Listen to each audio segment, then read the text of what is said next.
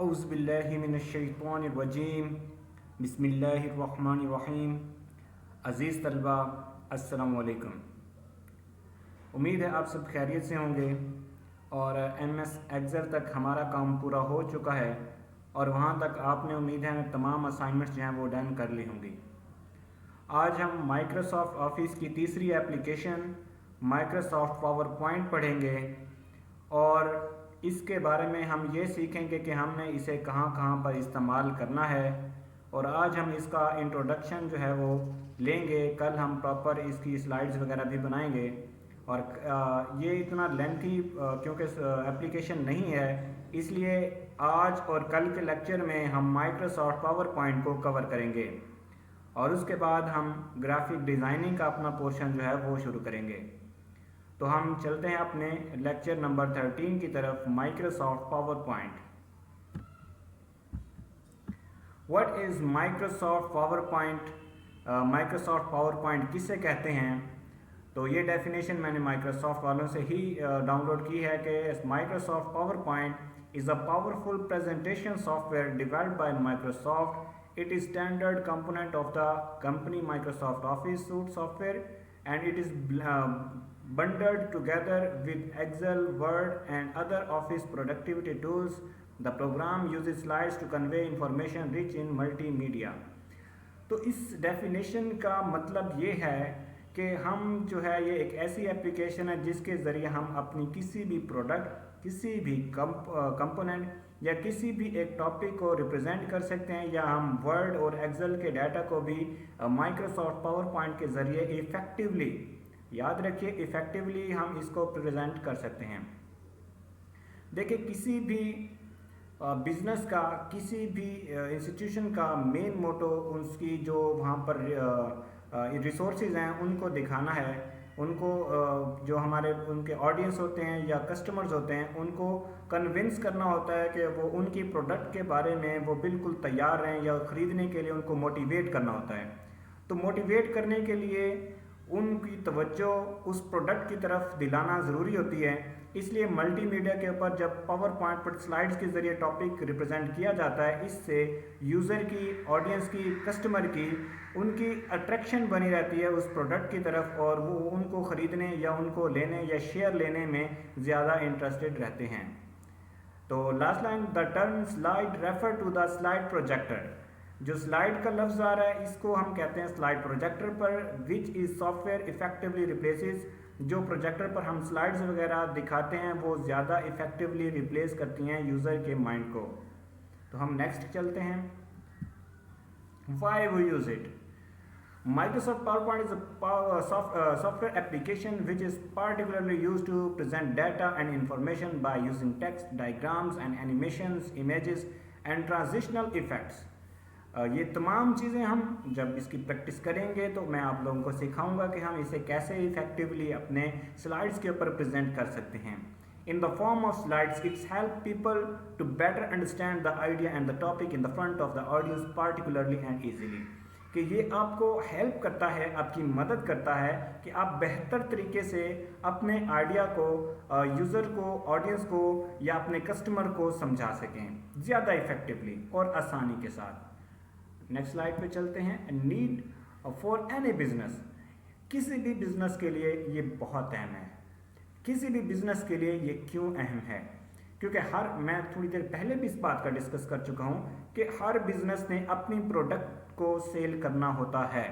उसे सेल करने के लिए सबसे ज़्यादा ज़रूरी होता है कि वो अपनी प्रोडक्ट को मार्केट में प्रेजेंट अच्छा करें। अब वो मार्केट में अपनी प्रोडक्ट को कैसे अच्छा रिप्रेजेंट कर सकता है, अगर वो, ये हम माइक्रोसॉफ्ट पावर पॉइंट में सीखेंगे। अगर वो कामयाब हो गया अपनी प्रोडक्ट को सेल करने में या शेयर खरीदने में कस्टमर के साथ, तो बिज़नेस उसका कामयाब है। अगर वो इसमें कामयाब नहीं रहता तो उसका बिज़नेस फेल है। मतलब टोटल डिपेंड कर रहा है उसकी प्रेजेंटेशन के ऊपर, और प्रेजेंटेशन उसने देनी है माइक्रोसॉफ्ट पावर पॉइंट के ऊपर। अगर वो इसे इफेक्टिवली देगा तो प्रोडक्ट चाहे उसकी अच्छी है चाहे उसकी बुरी है, ऑडियंस अगर मुतमईन हो गई है तो उसने वो प्रोडक्ट लेनी ही लेनी है। तो क्वालिटी की बात तो बाद में आती है, पहले प्रेजेंटेशन की बात आती है कि आपने अपनी प्रोडक्ट को प्रेजेंट कैसे करना है। कम्युनिकेशन, आपकी कम्युनिकेशन स्किल स्ट्रॉन्ग होनी चाहिए और इसके साथ अब हम इसके पहले टॉपिक को देखते हैं कि प्रोडक्ट इंट्रो।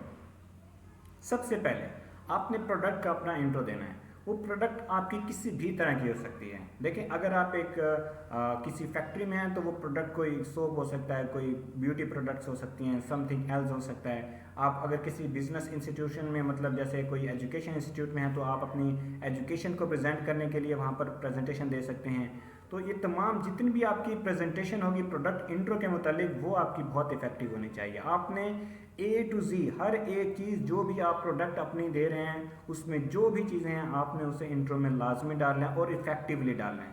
इफ़ेक्टिवली डालेंगे तब अगले पॉइंट पे आप जा सकते हैं, अदरवाइज़ वरना पहले ही पॉइंट पर जो आपकी ऑडियंस की अट्रैक्शन है वो लूज़ होना शुरू हो जाएगी।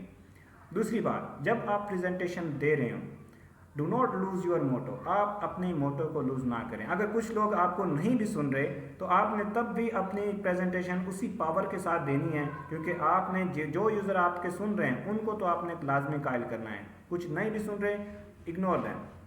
नेक्स्ट चलते हैं मार्केटिंग की तरफ। अब बात आती है, प्रोडक्ट इंट्रो ले लिया, लोगों ने शेयर्स खरीद लिए, डिस्ट्रीब्यूशन खरीद ली, अब मार्केट में जाना है। मार्केट में जब आप मार्केट में जाते हैं तो तब आप सेल्स की तरफ जाते हैं। सेल्स मैन, सेल्स ऑफिसर जो हैं वो प्रोडक्ट को मार्केट में सेल करने के लिए जाते हैं। तो सेल्स करने के लिए सेल्स मैन जो आपकी प्रोडक्ट को ख़रीदते हैं मार्केट में फ़रोख्त करने के लिए, डिस्ट्रीब्यूटर हजरात, उनको कायल करना ज़रूरी होता है। उनको कायल करने के लिए भी आप अपनी प्रोडक्ट को प्रेजेंट करने के लिए आप पावर पॉइंट का इस्तेमाल करेंगे। पावर पॉइंट में आप उसकी हर एक क्वालिटी और उनको क्या प्रॉफिट होगा डिस्ट्रीब्यूटर को, और आप उन्हें कौन कौन सी सहूलियात देंगे, क्या क्या चीज़ें होंगी, या अगर आप प्रेजेंटेशन में बेहतर तरीके से कुछ स्लाइड्स पे प्रेजेंट करें तो बेहतर होगा, क्योंकि इससे उनको ज़्यादा इफेक्टिवली समझ आएगी।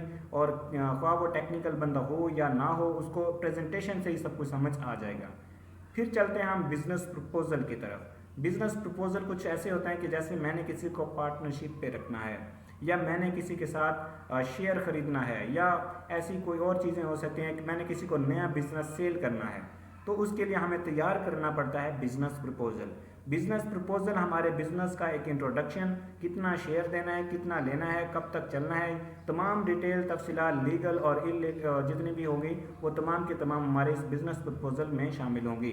हर एक चीज़ हमें मेंशन करना पड़ती है बिज़नेस प्रपोजल के अंदर। और बिज़नेस प्रपोजल बेसिकली एक लॉन्ग डॉक्यूमेंट होता है। हम इसे शॉर्टली अपनी स्लाइड्स पे, अपने माइक्रोसॉफ्ट पावर पॉइंट पे इजीली समझा सकते हैं अपने कस्टमर्स को, अपने पार्टनर्स को। उन्हें माइक्रोसॉफ्ट पावर पॉइंट के ऊपर ज़्यादा इफेक्टिवली समझ आ जाएगा। तो गाइस, मुझे उम्मीद है आप लोगों को समझ आ गया होगा कि माइक्रोसॉफ्ट पावर पॉइंट है क्या, हम इसका इस्तेमाल क्यों करते हैं, और आज के लिए हमें हमारी लाइफ में ये कितना इम्पोर्टेंस रखता है, या किसी की भी बिजनेस और ऑर्गेनाइजेशन के लिए ये कितना इम्पोर्टेंट होता है। तो अब हम चलते हैं इसके इंटरफेस के ऊपर, कि इसका इंटरफेस का इंट्रोडक्शन लेते हैं हम जी। तो इंटरफेस, इसका इंट्रोडक्शन आपके सामने स्क्रीन पर मौजूद है कि सबसे पहले जहां प्रेजेंटेशन 2 लिखा हुआ है इसे कहते हैं टाइटल बार। और टाइटल बार क्या होता है मैं पिछले लेक्चर्स में भी समझा चुका हूं, मैं यहाँ दोबारा बता देता हूं कि हम जो डॉक्यूमेंट को नाम देते हैं वो इसके टाइटल बार में डिस्प्ले होता है। और टाइटल बार में कैसे आता है ये आपको बखूबिया पता है कि हम जैसे सेव करेंगे। ये चीज़ें मैं बार बार यहाँ रिपीट नहीं करूँगा, लेकिन अगर आपको रिपीट करवाने की ज़रूरत है तो मुझे कमेंट्स बॉक्स में बताएंगे तो मैं उसे रिपीट कर दूँगा। फिर चलते हैं क्विक एक्सेस टूल बार, जो इसी लाइन पर मौजूद है। ये वो बटन्स होते हैं जो हमें जल्दी में चाहिए कि हमें मेन्यू में जाके उन्हें ओपन ना करना पड़े, हम यहाँ पर उन्हें शॉर्टकट मेथड से रख लेते हैं, और जब भी हमें चाहिए हम सिंगल क्लिक के ऊपर उसे हासिल कर सकते हैं। फिर है हमारे पास ऑफिस बटन। ऑफिस बटन में क्या है, नया डॉक्यूमेंट ओपन कर सकते हैं, पुराने को ओपन कर सकते हैं, सेव कर सकते हैं, सेव एज कर सकते हैं, प्रिंट कर सकते हैं, वो तमाम चीज़ें हम पिछले चीज़ों में देख चुके हैं। फिर अगला आता है हमारे पास कमांड टैब्स, जिन्हें मेन्यू बार भी कहा जाता है। इसमें home, insert, design, animation, slide show, review और व्यू वगैरह शामिल हैं। ये हम प्रैक्टिकल वर्क में सारा इसको सीखेंगे। और इसके बाद हर एक का टूल बार, और या इनको हम कमांड टैब्स भी कह सकते हैं कि ये होम का कमांड टैब है, आगे इंसर्ट का अलग होता है, डिज़ाइन का अलग होता है, एनिमेशंस का अलग होता है, स्लाइड शो का अलग होता है। इसी तरह हमारे पास नीचे कुछ और चीज़ें आती हैं, तो वह है outline plan. Outline plan basically हम स्लाइड्स की वो तरतीब रखते हैं जो हम 1 बाय 1 यूज़र को, अपने कस्टमर को दिखाना चाहते हैं। और इसकी तरतीब को हम रीसेट भी बार बार कर सकते हैं, इसमें कोई इशू वाली बात नहीं है, हम करके भी देखेंगे।